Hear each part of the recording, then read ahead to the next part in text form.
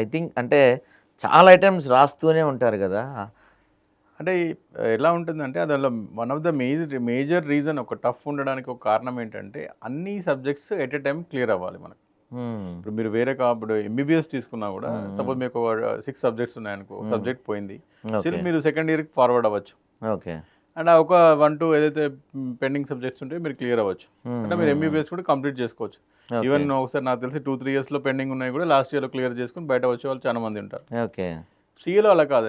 ఇంకొకటి ఏంటంటే major CA మనకు ప్రాబ్లం వచ్చేది ఎక్కడ అంటే అది కంటిన్యూటీ, అంటే గ్యాప్ ఉండదు, ఎవ్రీ డే ఉంటుంది. సపోజ్ మనకి ఇప్పుడు 2 గ్రూపులు రాస్తే ఆల్మోస్ట్ 8 డేస్ నాన్ స్టాప్. అంటే మీకు హార్డ్లీ 8 గ్రూప్ అన్ని సబ్జెక్ట్స్ క్లియర్ అవ్వాలి, అన్ని subjects at a time clear అవ్వాలి. ఓకే. అండ్ గ్యాప్ అనేది ఎగ్జామ్కి హార్డ్లీ మనకు హాఫ్ డే ఉంటుంది. సో దానివల్ల ఆ 8 సబ్జెక్ట్స్ క్లియర్ అవ్వడం, 8 సబ్జెక్ట్స్ జ్ఞాపకం ఉంచుకోవాలి మీరు. అవును. That is one of the major అంటే కాస్ట్ ఫర్ సపోజ్ మీకు 2 రోజులు గ్యాప్ ఇచ్చారనుకో, రివిజన్ చేసుకుని ప్రశాంతంగా వెళ్ళొచ్చు. అవునవును. ఇప్పుడు మనం చూస్తే మీరు బీటెక్లో ఒకసారి 1 వీక్ 10 డేస్ ఉంటాయి. అవునవును. అప్పుడు చదువుకుంటే పాస్ అయిపోయిన వాళ్ళు ఉంటారు.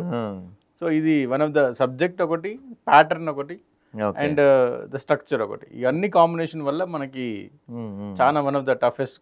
ఓకే. ఎన్ని అటెంప్ట్స్ అయింది మీకు? అవసరం అంటారు.